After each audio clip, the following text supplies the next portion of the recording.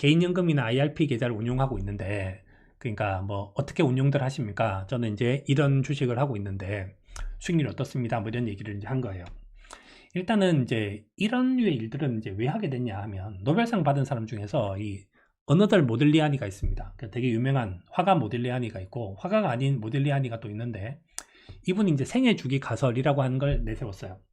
이때만 하더라도 이 사람이 이제 케인즈에 반한 겁니다. 케인즈는 소득이 늘면 소비는 는다 이렇게 주장을 했고, 저 사람은 소득이 늘어도 소비를 안 할 수도 있다 이런 얘기를 했어요. 경제가 나빠지거나 내가 오래 산다고 생각하면. 그래서 생애 주기 가설은 이거 있지 않습니까? 이 그림.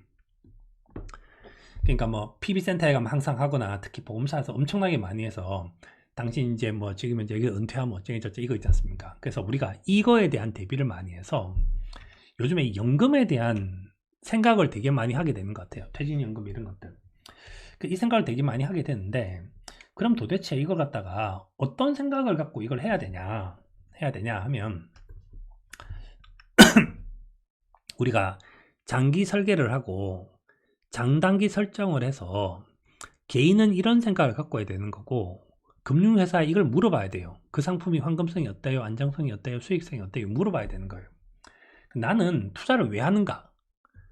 투자 기간이 어떤가? 나는 텍스에 대한 그 선호도가 어떤가? 이 두 가지 것들이 주로 포인트인데, 옛날에 상품을 나눌 때 상품을 이렇게 나눴었어요. 주식형 펀드는 주식 60% 이상, 혼합형 펀드는 뭐 이거 다 이제 이렇게 아무도 하지 않습니다. 이거는 법일 뿐이에요. 법. 그러니까 이제 컵에 물이 담겼는데, 이 컵이 빨간색이냐 파란색이냐 노란색이냐가 중요한 게 아니죠. 이 컵 안에 있는 게 물이냐 와인이냐 뭐 이런 게 중요한 거지 않습니까? 이렇게 이 안에 들어있는 게 콜라냐 이렇게. 그래서 금융상품 고르는데, 한국은행 자료입니다. 미자료. 금융상품 고르는 요령이 목적이냐 기간이냐 금리냐 이런 얘기가 있어요. 그래서 제일 많이 나왔던 얘기가, 옛날에 이렇게 목적이 있었습니다. 주택자금 이거, 뭐 노후자금 이거. 근데 요즘에 아무도 이렇게 하지 않죠. 중요한 키는 기간이에요. 기간. 가장 중요한 키는 기간이에요. 기간인데, 왜냐면 이 이론이라니까요. 이 이론. 그러니까 기간인데, 투자 기간이 3개월 이내는 안정성이 제일 중요하죠. 안정성. 그 당연히 채권 위주로 만들어집니다. 채권 위주로. 투자 기간이 길면 주식 위주로 만들어지는 거예요. 그러니까 여기 이걸 만들 때 이 상품을 투자를 한 이유는, 내가 개인연금을 투자를 한 이유는 수익도 수익이지만 이거 돈을 언제 뺄 거냐가 제일 중요한 거지 않습니까? 그러니까 만들 때 어떤 생각을 가지시면 제일 쉬운가 하면, 이거 하는 제일 쉬운 방법은, 주식은 100백이 나이에요. 채권 나이에요. 이거보다 좋은 모델이 나온 적이 없어요. 이 말은 뭔가 하면, 내 나이가 30이다. 그럼 뭡니까? 7대3. 내 나이가 70이다. 60이다. 그럼 뭡니까? 6대4. 이게 제일 쉬워요. 6대4. 이게 제일 쉬운 거고, 그 말은 뭔 뜻인가 하면, 어리면 어릴수록 주식에 대한 비중이 커야 된다는 얘기입니다. 그러니까 얘를 할 때 기본적으로 이게 뭐 국내 주식 이렇게 생각하지 마시고, 일단 기본적으로 주식 이 자체가 제일 중요한 거예요. 주식, 채권 이 자체가 제일 중요한 거예요. 일단 그렇게 나누시고, 그 다음 뒤에서 이제 그 질문에 대한 답변들이 되게 많아서, 일단 기본적으로 이제 장기 자산 배분을 하는 것이 가장 중요하지 않을까 싶습니다. 정답. 이게 제일 중요한 거죠. 그 다음에 이제 굳이 그러면 사회적 투자법에 따라서 주식, 채권, 원자재에 대해서 이렇게 나눈다고 생각을 한다면, 그렇게 해서 리밸런싱 하면 되지 않습니까?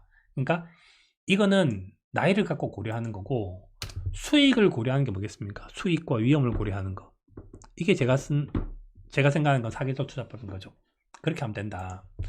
그 다음에 이걸 갖다 보통 이제 이 자체보다 사실 중요하지 않은 게, 이게 1800만 원짜리인데 사람에 따라서 1800만 원이 큰 돈도 있고 작은 돈도 있을 건데, 저는 연금을 드냐가 중요한 거 아니라 연금이란 컵에 뭘 담냐 이건데, 전 이 컵이 아니라 다른 컵이라도 좋고, 이렇게 생긴 컵이라도 좋은데, 이렇게 생긴 컵이라도 좋은데, 뭘 담아야 되느냐라고 하면, 저는 계절별로 이렇게 담는 거를 저는 좋아하니까 이렇게 담겠죠. 저는 이렇게 담는 겁니다. 그럼 대부분 이제 이렇게 ETF라든지 뭐 이런 거 가능한데, 제가 연금계좌 구매할 때 만든 자료인데 쭉 보면 해지, 그 다음에 보수 이렇게 써놨는데, 이건 이렇게 설명할 수가 있어요. 이렇게 보통 이제 우리가 펀드의 수익률은 알파 플러스 베타 RM 더하기 에라텀 이렇게 얘기를 하는데, 기본적으로 이제 요게 총수익이죠. 총수익. 그 다음 빼기 비용이 있죠. 그럼 이게 네트가 떨어집니다. 네트. 이렇게 떨어지죠. 그래서 제일 좋은 펀드는 무슨 펀드가 제일 좋으냐 하면 이 알파가 큰 펀드가 제일 좋아요. 알파 큰 펀드. 알파 큰 펀드가 제일 좋은 펀드고, 우리는 이 베타 없이 알파만 큰 펀드 제일 좋아하지 않습니까? 이게 절대 수익 추구 펀드를 되게 좋아하는 거고, 이런 걸 선호하는 사람들이 되게 많죠. 근데 이제 알파가 만약에 높으면 비용이 커도 된다. 저는 이 정도쯤 생각하면 되게 쉬울 것 같아요. 알파와 P.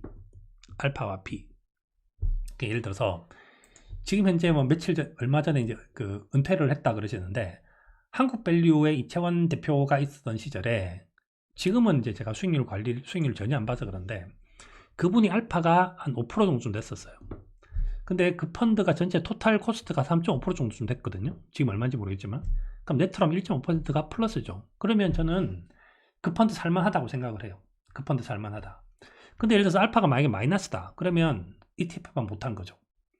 ETF만 못한 거고, 그 다음에 여기 나온 것 중에서 보수는 그렇게 봅니다. 보수는 그렇게 보면 되는 거니까, 알파가 큰 펀드는 그렇게 보시면 되고, 그거 아니면 그냥 보면 되는 거고, 그 다음 이 밑에 있는 상품들은 사실 투자해야 될 필요가 별로 없는 상품들이죠. 아니네. 할 필요가 있는 상품들이네. 장기채가 있네. 그러니까 단기채 말고 장기채, 3년, 10년 이런 건 당연히 살만해요. 채권 맞네, 이거. 그러니까 여기다 이름 붙이면 되죠. 미국 장기 우량 회사채, 이게 LQD 같은 거죠. 이게 봄의 상품이고, 미국 울트라 30년 선물, 이거 뭡니까? 겨울 상품이고, 타이거 10년 선물, 이것도 겨울이고, 코세프 국채 10년, 이것도 겨울이고, 국채 3년, 이건 뭐, 겨울도 아니고, 뭐, 이건 뭐 하여튼, 별로 투자 가치가 없고, 그 위에 있는 골드 선물은 겨울이고, 원유는 여름이고, 농산물은 주로 가을. 농산물은 보통 계절 안 쓰는데, 뭐 그렇게 쓰면 되고, 요건 다 그때 경기 지표랑 보면 되고, 일단, 저는 그렇게 투자를 할 것 같아요.